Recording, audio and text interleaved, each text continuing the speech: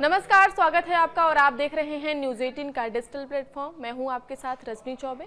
जगदीप धनखड़ के उपराष्ट्रपति पद से अचानक इस्तीफा देने के बाद अगले उपराष्ट्रपति के लिए चुनाव की तैयारियां शुरू हो चुकी हैं। चुनाव आयोग ने उपराष्ट्रपति चुनाव के लिए रिटर्निंग और सहायक रिटर्निंग अफसरों की नियुक्ति कर दी है। अब कुछ ही दिनों में चुनाव की तारीखों का भी ऐलान हो सकता है। अगले उपराष्ट्रपति की दौड़ में पूर्व कृषि मंत्री और वरिष्ठ बीजेपी नेता नरेंद्र सिंह तोमर का नाम भी फ्रंट रनर के रूप में सामने आया है, जिससे सियासी गलियारों में चर्चाओं का बाजार गर्म दिख रहा है।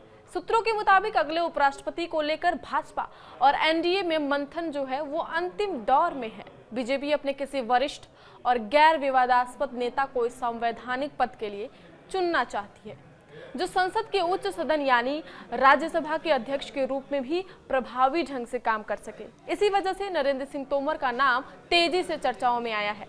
आखिर तोमर ही क्यों बताए जा रहे हैं फ्रंट रनर? तो देखा जाए तो मध्य प्रदेश से ताल्लुक रखने वाले तोमर लंबे समय तक कृषि, ग्रामीण विकास और संसदीय कार्य जैसे अहम मंत्रालयों का जिम्मा संभाल चुके हैं। उन्हें संसद में अनुशासन और संवाद की मिसाल माना जाता है। उनकी कार्यशैली को लेकर सभी दलों में सम्मान का भाव रहा है और यही बात अब उन्हें उपराष्ट्रपति पद की दौड़ में मजबूती से खड़ा कर रही है। हालांकि तोमर के अलावा अन्य नाम भी उपराष्ट्रपति पद के लिए चर्चा में हैं। राज्यसभा के उपसभापति हरिवंश नारायण सिंह को भी मजबूत दावेदार माना जा रहा है। जनता दल यूनाइटेड के सांसद 2020 से ही इस पद पर हैं। हरिवंश को मोदी सरकार का विश्वास पात्र माना जाता है और उनकी गैर विवादास्पद कार्यशैली उन्हें इस दौड़ में आगे रखती है। इसके अलावा कुछ सूत्रों का कहना है कि बीजेपी अपने किसी अन्य वरिष्ठ नेता या राज्यपाल के अनुभव वाले नेता को भी इस पद के लिए चुन सकती है। अब हम आपको बताते हैं कि कैसे होता है वाइस प्रेसिडेंट का इलेक्शन। उपराष्ट्रपति का चुनाव एक विशेष निर्वाचक मंडल करता है, जिसमें लोकसभा और राज्यसभा के निर्वाचित और मनोनीत सदस्य शामिल होते हैं। इस चुनाव का तरीका भी थोड़ा खास होता है। इसे प्रेफरेंशियल वोटिंग सिस्टम कहते हैं, जिसमें सांसद अपने पसंद के उम्मीदवारों को प्राथमिकता के क्रम में चुनते हैं, जैसे कि पहली पसंद, दूसरी पसंद एक्सेट्रा। यह मतदान पूरी तरह से गुप्त होता है, यानी किसी को नहीं बताया जाता कि किसने किसे वोट दिया है। जिस उम्मीदवार को सबसे ज्यादा सांसदों की पहली पसंद के तौर पे वोट मिलते हैं, वही उपराष्ट्रपति चुना जाता है। फिर देश के उपराष्ट्रपति उन्हें शपथ दिलाते हैं। उपराष्ट्रपति का कार्यकाल 5 साल का होता है, लेकिन वे चाहे तो दोबारा चुनाव लड़ सकते हैं। उपराष्ट्रपति राज्यसभा के सभापति यानी चेयरमैन भी होते हैं।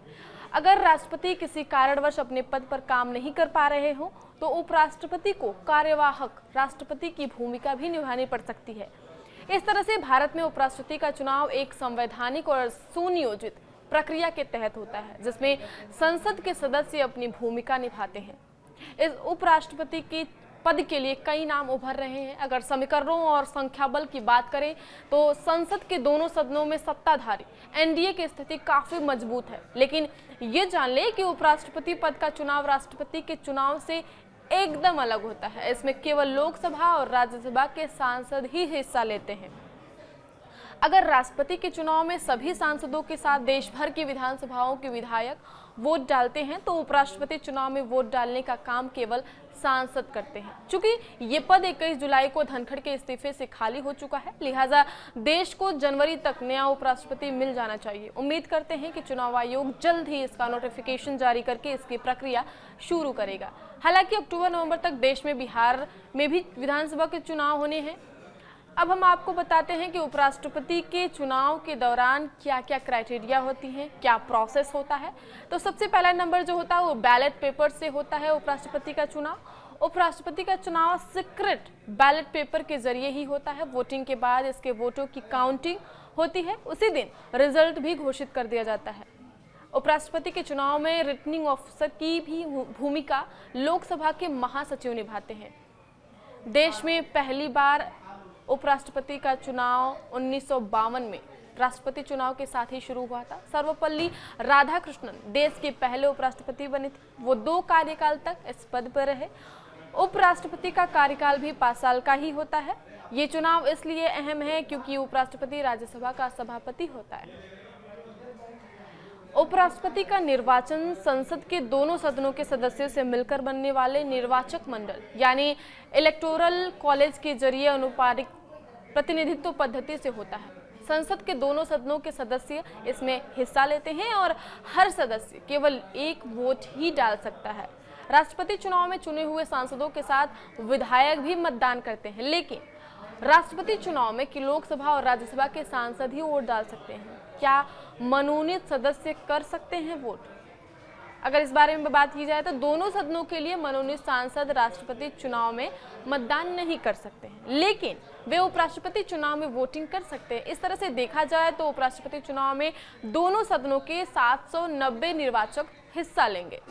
लोकसभा में मौजूदा समय में 542 सांसद हैं तो राज्यसभा में 240, यानी कुल वोट 782 होंगे। इसमें मेजोरिटी मार्क जो है वो 352 का होगा। एनडीए के पास 427 सांसद लोकसभा में है, लोकसभा में 293 और राज्यसभा में 134 है, जिसमें 10 नॉमिनेटेड सदस्य भी हैं। विपक्ष के दोनों सदनों में 355 सांसद हैं, 249 लोकसभा में और 106 राज्यसभा में। इसका मतलब ये हुआ कि एनडीए से इस पद के लिए खड़ा किया गया कोई भी उम्मीदवार आराम से जीत जाएगा।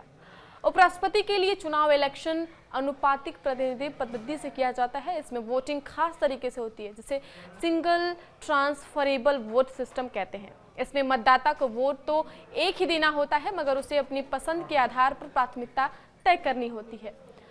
वो बैलेट पेपर पर मौजूद उम्मीदवारों में अपनी पहली पसंद को एक दूसरी पसंद को और इस तरह से आगे की प्राथमिकता देते हैं। प्रत्याशी के पास कितने प्रस्तावक और समर्थक चुनाव में खड़े होने के लिए किसी भी व्यक्ति को कम से कम 20 संसद सदस्यों को प्रस्तावक और कम से कम 20 संसद सदस्यों को समर्थक के रूप में नामित कराना होता है। उपराष्ट्रपति के रूप में प्रत्याशी को 5,000 रुपये की जमानत राशि जमा करनी होती है। नामांकन के बाद फिर निर्वाचन अधिकारी नामांकन पत्रों की जांच करता है और योग्य उम्मीदवारों के नाम बैलेट में शामिल किए जाते हैं। अगर देखा जाए तो वाइस प्रेसिडेंट बनने के कई टर्म होते हैं। तो अब उपराष्ट्रपति पद के लिए पात्रता की बात कर लेते हैं। अगर कोई व्यक्ति उपराष्ट्रपति होने का पात्र तभी होता है अगर भारत का नागरिक हो, पहला नंबर।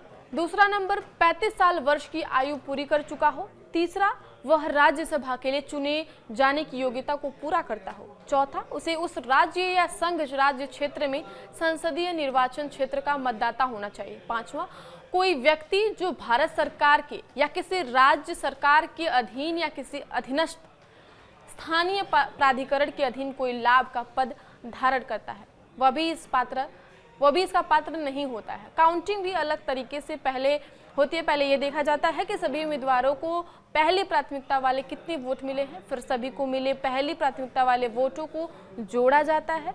कुल संख्या को 2 से भाग किया जाता है और भागफल में 1 जोड़ दिया जाता है। अब जो संख्या मिलती है उसे वह कोटा माना जाता है, जो किसी उम्मीदवार को काउंटिंग में बने रहने के लिए जरूरी है। अगर पहली गिनती में ही कोई कैंडिडेट जीत के लिए सबसे जरूरी कोटे के बराबर या इससे ज़्यादा वोट हासिल कर लेता है तो उसे विजयी घोषित कर दिया जाता है।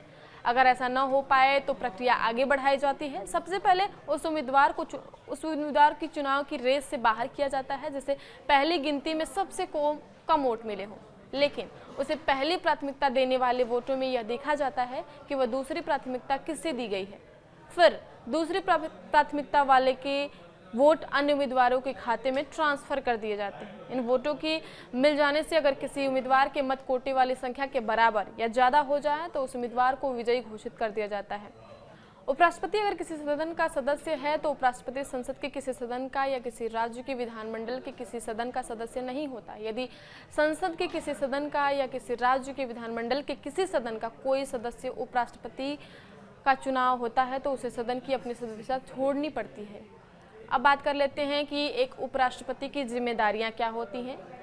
वैसे तो उपराष्ट्रपति की संवैधानिक जिम्मेदारियां बहुत सीमित है, लेकिन राज्यसभा का सभापति बनने के अलावा उनकी जिम्मेदारी तब जरूर अहम हो जाती है जबकि राष्ट्रपति का पद किसी वजह से खाली हो जाए तो यह जिम्मेदारी उपराष्ट्रपति को ही निभानी पड़ती है, क्योंकि राष्ट्र प्रमुख के पद को खाली नहीं रखा जा सकता। वैसे हमारे देश के प्रोटोकॉल में राष्ट्रपति सबसे ऊपर होता है और फिर उपराष्ट्रपति, इसके बाद प्रधानमंत्री का नंबर आता है।